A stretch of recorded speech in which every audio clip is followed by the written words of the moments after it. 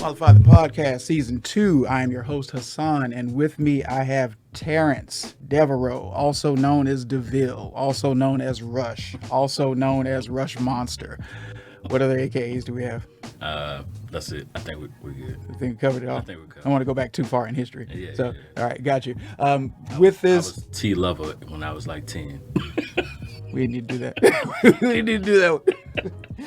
Good friend, long history, musical artist, writer, composer, artist all the way around, a creator all the way around. We are, associated through the Ottawa fashion brand, Ottawa Clothing. All those that aspire will achieve. So I felt like I should wear this shirt so we can capture this on camera the right way this time. Shout out to Roger Robinson. So it's a music episode, it's a business episode, and it's a nostalgic episode. I'm very happy that you actually had some time to come through and do this. Yeah, I'll make time. Yeah, you know what I'm saying? Thank you, man. Yeah. Thank you. We family men now, and I know, man. Everything. That's crazy. From what was it, 2003, 04? Mm-hmm. Yeah, something like that. Yeah. Fresh out of U of H. Yeah. It's crazy. U of H is the tie. Roderick actually is the tie, but U of H is too. Right. But it's such an enormous campus. I would have never met you. Right. You know what I mean? And even in that, Roderick had to remind me that we went to middle school together. I was like, we did? Oh, for real? Yeah. You were at Persian? I was at Persian.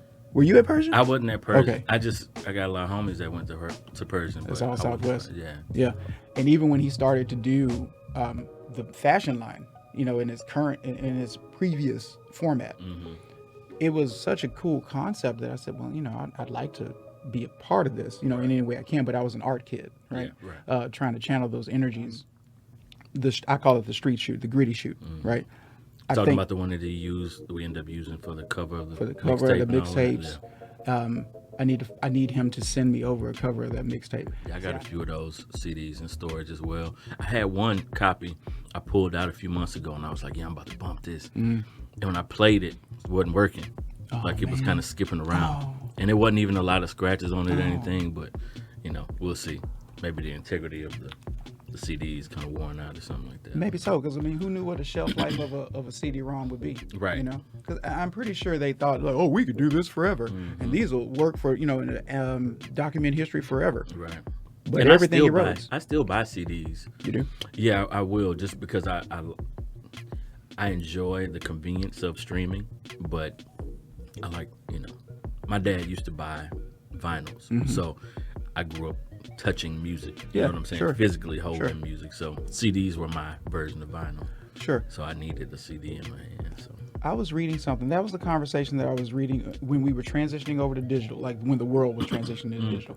And it was like Newsweek, I believe, or Wall Street Journal put this out, and they were actually it was Wall Street Journal. They were actually having financial troubles because no one was literally reading print anymore. Right. And they was like, this is a tangible item. Like, I think when the last version of Wall Street Journal came out, and I may be misquoting the actual magazine or the publication, but one of these had their last issue, and they documented this is the last one, and now it's a collector's item, right? Because it's just not that anymore. Right. We consume data at such a rapid pace that it needs to be digital, I guess, for our attention spans. It does. We are on the move too much. Yeah. And there's so much distraction, nobody really does it. I will say that it's enjoyable to be able to sit down and read something tangible. I agree. Because we're on our phones and computers so much. I'm in front of a computer 8-9 hours a day. Yeah. On my phone 8-9 hours a day. Yeah. So just... Yeah. You actually have two brains. One's focused on the work, and then one's focused on your own entertainment. Right. And your entertainment's on your phone. Right. But records have warmth. The crackle and the pop when it's actually off the needle. Right. I still play vinyl. I don't buy vinyl. I have a lot of vinyl, but it's all like classic records. Right. I haven't thought about playing CDs again though, and quite honestly, you're making me think about it. I should. Yeah, whatever you can find, play it on, man, because it's just a good feeling. My brother gave me like his old stereo system, which I listened to a lot in middle school, and he just had this really dope system, and he had a huge collection of CDs. He gave them to me, and really dope stuff, man. Yeah. All the Outcasts and Good Mob stuff, just a whole wide range, of stuff. So my boys are gonna smile at this. They are the reason why my musical taste expanded the way it did. Okay. Because they were listening, and these are older heads, right? So, I think Quinn, Devin, y'all were, I think, maybe 3 to 5 years older than me, right? So Quinn's the oldest. He's listening to Houston and California music. Because you remember, it was a while, Houston really didn't have an identity. Right. Like we had artists, but the artists are comparable in tone. I mean, no disrespect to nobody, but they were comparable in tone and delivery to LA. Because, granted, New York started it, but that wasn't our temperament. Right. Ours, it was very comparable to LA. Yeah. So, I was big on West Coast music, coming up. So, yeah, for sure. So they were listening to all of this, and I'm like, man, what's this? But the thing, though, is that they had hundreds of CDs. Like, they had their own little library, you know what I mean? And so when I got a little money in my pocket, I became a teenager, and I'm starting to high school, I would get the money, and then I would buy the other CDs. So it's like, oh, you like Spice One, but have you heard Wu-Tang Clan? Right. You like Boss or Crime Boss, but have you heard of, I'm playing Biggie and Jay-Z. Right. So I put them onto that. DMX too. I put them onto that while they put me onto the California music. Right. And then somehow or another, I amassed about 400 CDs. Yeah, along the way, right? Along the way. Yeah. It was a lot. And DVDs too. I don't know why I have that many of them. But that was the thing, though. It was, if you ran into that stuff, you collected. Yeah. We went hard. Yeah. Now, since you rap, what inspired you to do that? I would say I've always just been like a storyteller. Okay. That's just been my thing since I was a kid. But my house was very musical. My dad had a huge music collection, and it was all, soul music, all that stuff. And then, I had 3 older brothers, so I was listening to whatever they brought home. And something about hip hop just kind of resonated. And it just kind of clicked with. I'm like, okay, I can tell a story over music. I can do what these guys are doing. Yeah. And so I just tried it, and so that's just kind of where it stemmed from. It wasn't any like eureka moment. You know what I'm saying?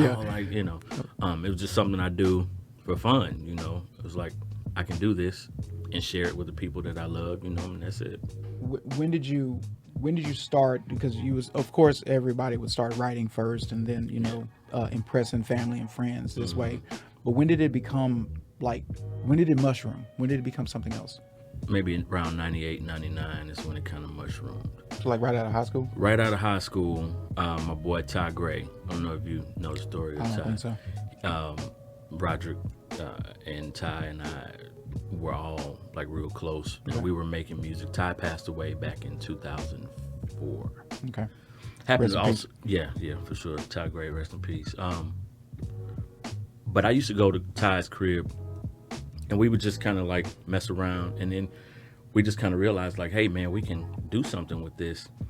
And so that's where I just really started writing the most, dealing with him, and that's where it kind of mushroomed. And I figured like, okay, I can do something bigger with this than just rapping in the closet. So yeah, sure. Literally rapping in a closet, right? Recording music out of a closet. See, that's the interesting part. Like, and it's different now. And I have a hot take theory, and it's not necessarily a bad thing. It's just that I feel as though generationally, the last hungry artists that didn't emerge from the suburbs, right. to try to say that they came from the streets. Right. You know what I'm saying? No cap, but just saying.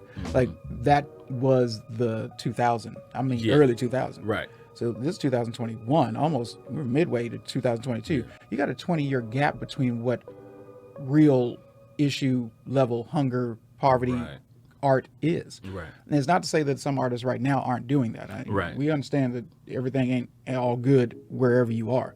But I'm talking about in a mass of marketability. Right.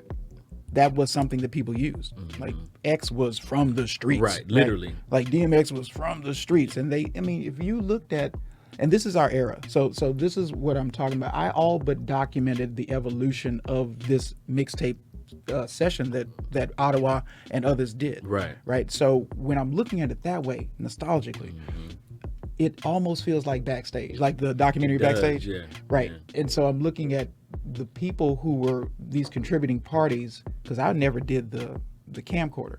Somebody else did. I can't remember who did, but I never did the camcorder. But I can remember being on it. I can remember seeing the video for it. And I'm like, this might just be something later, Yeah. historically. Yeah.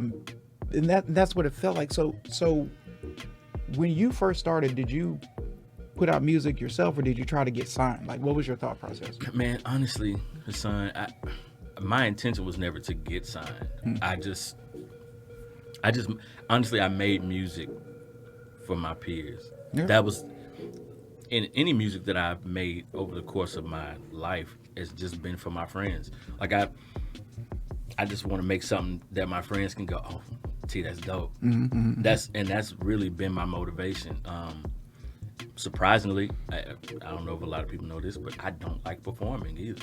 Really? I don't like being on stage. My music is more like diary. Like, Okay. I'm gonna write something and I'm gonna let you read my diary Yeah. real quick. And if you want to share it with somebody else, Cool. that's cool. But Yeah. I don't care if a whole bunch of people hear it. Yeah. I just want my homies to know, like, I did this. I wrote this with y'all in mind. Like, Yeah. do you like it?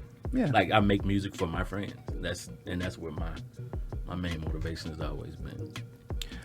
There's a group of people that was just pure happy. Right. You know what I mean? Roger's almost like a guru to me. I'm going to keep talking about this because it makes it seem as though he's the guru that people would flock to. Right. You know what I mean? But it's not like like an ashram or something like that, and everyone's just sitting around him Indian style just to receive the happiness. But it's almost like that. It's almost like that. He's just the guy who was willing to help and could execute an idea. Yeah. I think that's why I gravitated towards Roger, where he and I clicked, because I'm not an execution guy.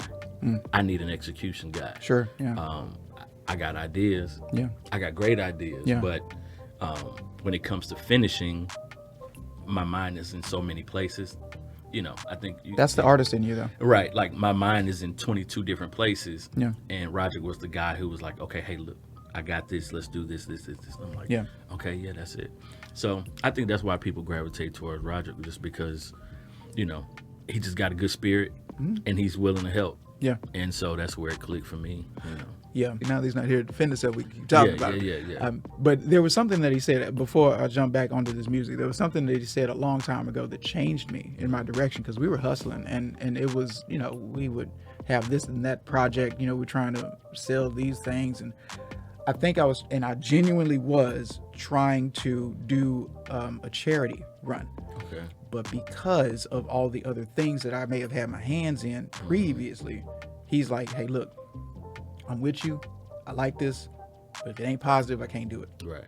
He just said that, like, Yeah, straight up. straight up. And I was like, but I understand why you're saying that. It's like, but it is. But I also understood then that reputation in itself preceded, because Right. that's my partner. Right. And he's even still saying, like, I'm with whatever you're trying to do as long as it's good. Right. As long as it's good.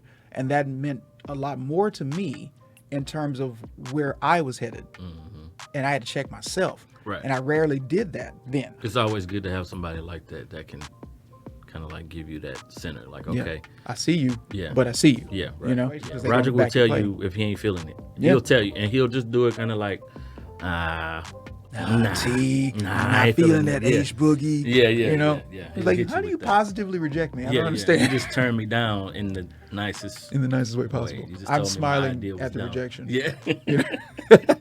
Too much. Yeah. Too much. So what do you prefer? Let me ask you that. When it comes down to you being a pure artist and making music with the inspiration of the people that you love in mind, where the music goes, though, does have some level of interest, right? Right. So how do you think the new wave of where music is distributed, streaming, as opposed to physical copies, is this something that you do with your music, or do you think that you would kind of catalog it into like a vinyl re-release? I think with streaming, it's created this environment of where everything is single serve. Sure. You know what I'm saying? Back when albums really mattered, that's when, like, because it's rare that you find like a project now that's a full project. You know what I'm saying? Like, it's rare that you got the artists that actually can put together a full project are the artists that stand out. Like Kendrick Lamar, you know what I'm saying? Guys like that. Yeah, J. Cole yeah. can put together a full comprehensive project. But Sure. for me, I mean, I don't know. I do make music where it's single serve because that's the environment that we're in. So I'm just trying to adapt to that. But and it works for me, I guess, more so because again, it's hard for me to finish full projects unless I have a template, somebody, and somebody to help me kind of get down that road, that yellow brick road. Otherwise, I'm gonna be so many places. So I've struggled in trying to keep myself in a direction when it comes down to things. I get super excited about stuff, Right. And I am a creator, Right. but I'm also a director. Right. And that usually doesn't mix. That's usually milk and olive oil. Yeah. Naturally, I also agree with you in terms of that. We'll call it an issue, Right.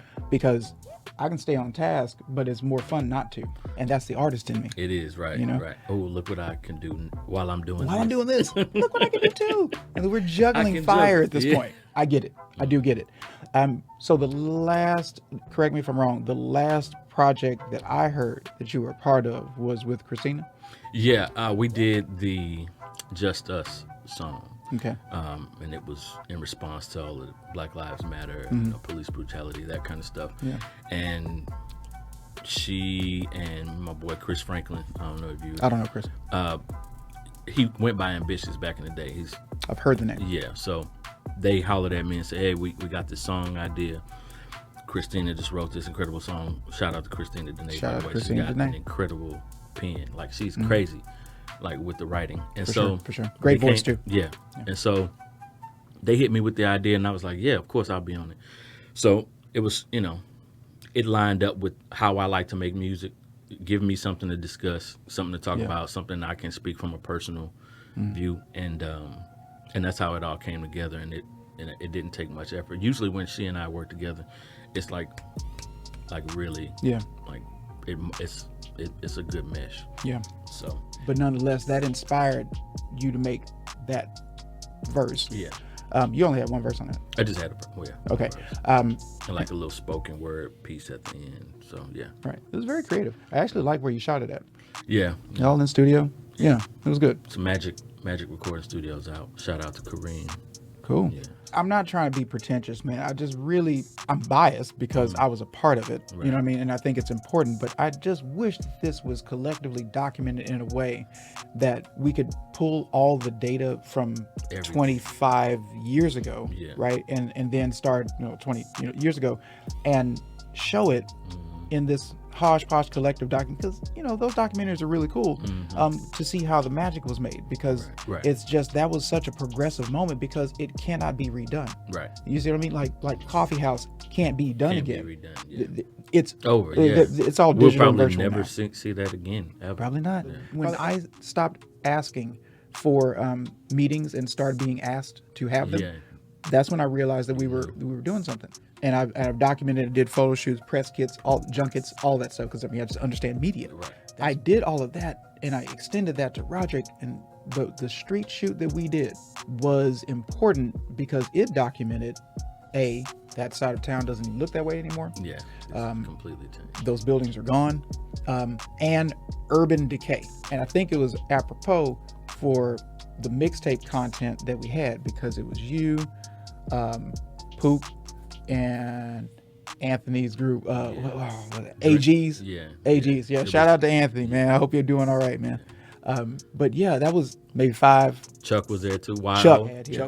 But what do you feel that the music industry, in terms of our city, and I'm mentioning our city because we had a run. We had a genuine run. We actually had like 2 runs.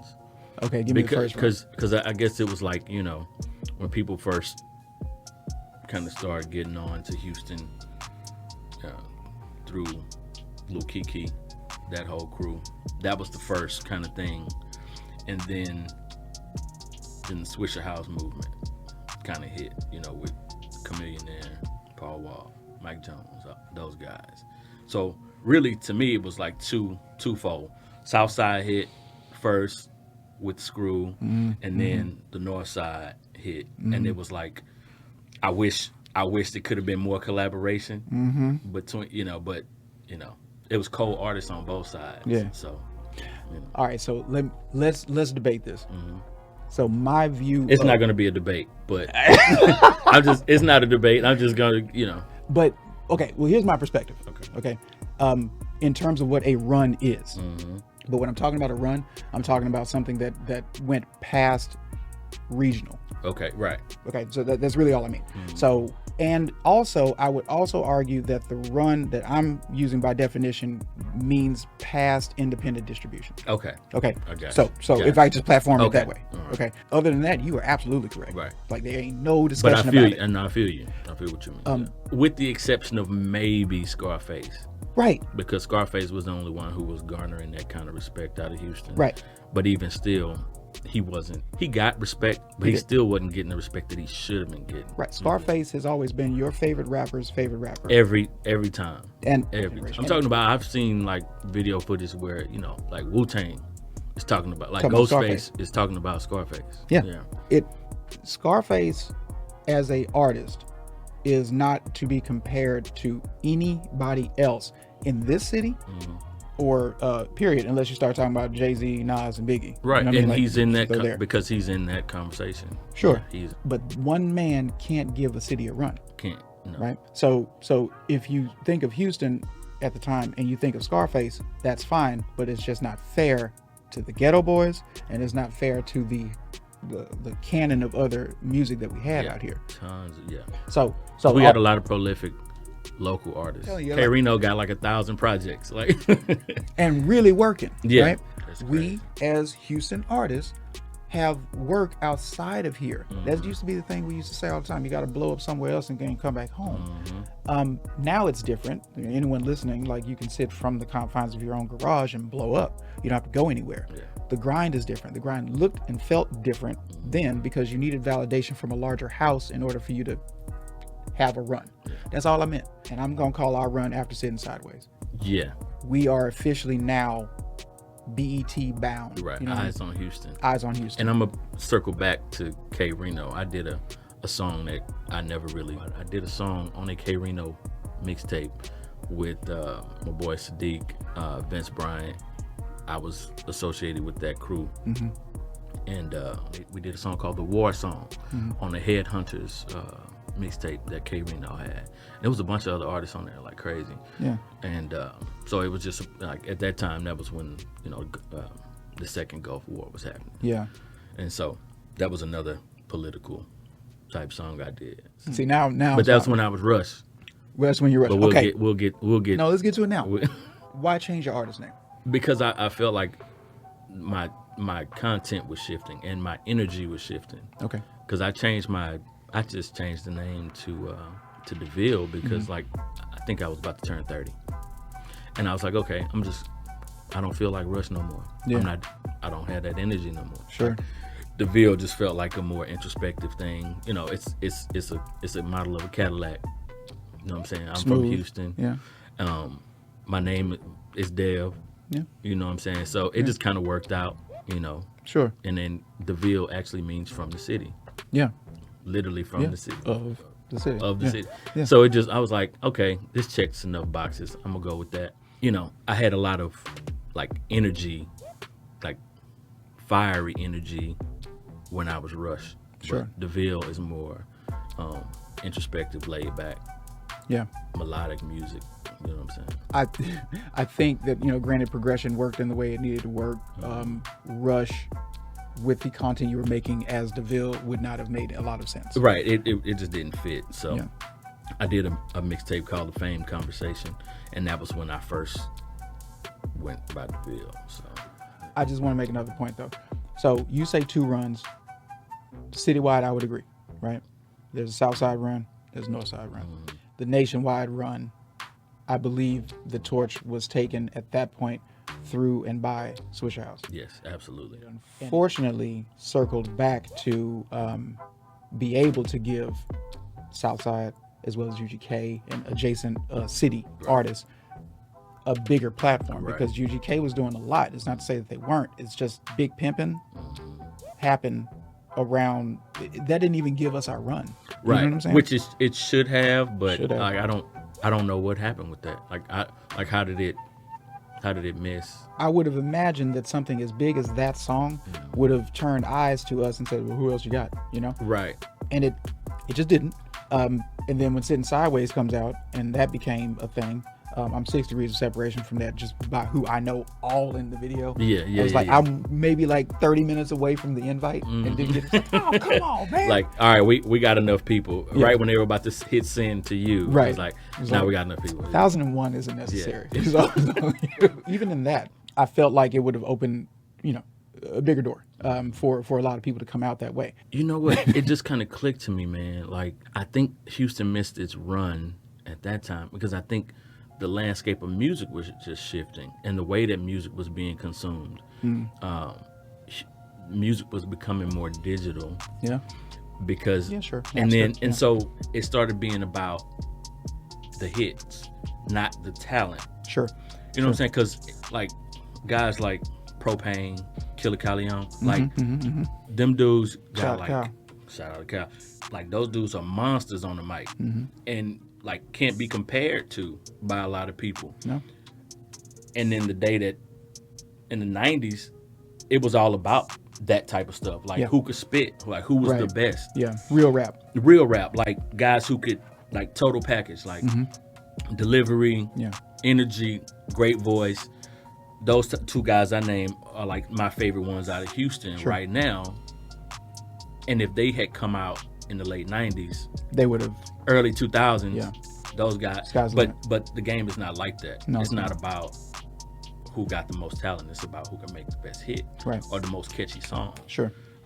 Sure. And that's evidence. Is like you go back and listen to the Lorraine Motel project that Kylie owned. Like that's one of the craziest projects. I remember when I first played that project, I was like, "What the hell is this dude on?" Like he was like, up there, elevated, but it just didn't get the recognition that it should have. No, because you're right. Because people were looking for. That's not indicative of us. Right. But even that's not Houston music. Like what? The marketing machine is about what makes Hollywood and music are running in the same thought process. If King Kong worked in 1951, there's no reason why it shouldn't work in 2021. That's what they think. Right. We as artists would say, why are you making another King Kong movie? Right. Right. Why is there another Swanger song? Why is there another Candy Rain? You know what I mean? Because it works. Because it works. And not enough people have heard it yet. Right. So let's distribute it here and see if it hits, right? Because there's a reason why some other artists from other cities, not to name no names, took our flow. Yeah. And that's Kiki's flow. It really is nobody else's flow. It's Kiki. It's his. Yeah.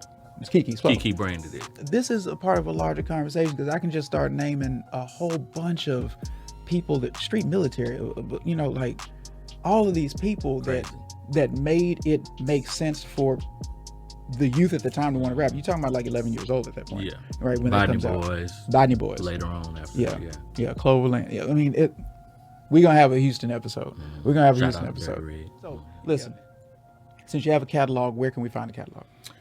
It's available on all streaming platforms, man. I got 3 singles out by myself. That's Midnight Hustle, Guilty, and Crown. And then I have 2 songs with Christina Dene that are on her projects. That's the Just Us project, and one before that called Good. Okay. It's a lot of fun making music with Christina, man. So, so on all streaming platforms, I'm there, and hopefully I'll have something out this year.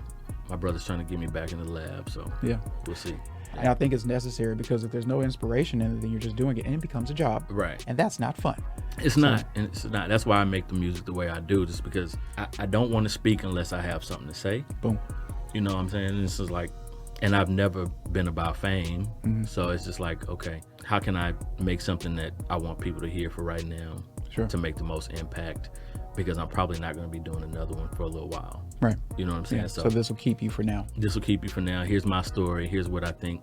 Hope you enjoy it until I come back. So now you're sitting in the library. You're sitting in the library of your own stuff. Yeah. That you can distribute as you need to. Yeah, absolutely. It works. I went the United Masters route. It's an easy way to distribute your music, man. So, just put it up on there. The United Masters gives you the ability to have it marketed as well. Right. Okay. So and it can be licensed then. Yeah. Well, that's good. And I want to try to start making more music with that in mind, where it can do the sync licensing and stuff like that, because that's another good route where you're not having to travel and be doing all of these shows, which is advantageous for me. So sometimes, man, sometimes it's better to be an author than to be a traveling poet. Right. It's okay as long as the artistry is heard and felt. I get it. We have to do another one though. We have to. We have to. Because I got to interview you. Yeah. And then we have for sure, man. Well, it was good seeing you too. Man, always a pleasure. Man, good seeing you, bro. Like, Absolutely. For real. Like I don't take life for granted. Like it's good to see my boys. Like, for real. Yeah. So yeah. This has been Qualified the Podcast. You can catch me on all streaming platforms as well as YouTube. For that, I want to thank my guests, Terrence, Rush, DeVille, Rush Monster. You had Rush Monster for a minute though, so but DeVille now, and that is how you need to search. So when you go onto the streaming platforms, you need to search under DeVille. You'll be able to find his music, catch the catalog. It is very introspective, positive rap, real rap, good lyrics. Good friend of mine too. This is Qualified the Podcast. H-Town, we're out.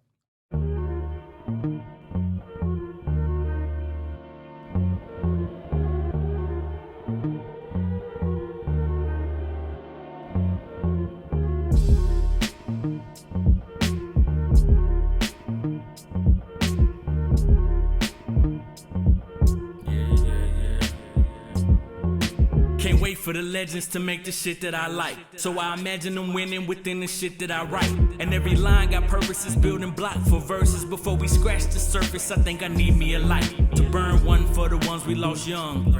The memories keep me pushing, I won't stop till I'm done. See, with the pen and money, that's how I stay in the pocket. You know I must be invested, what you put in, you get out it. And that's law if you believe it or not.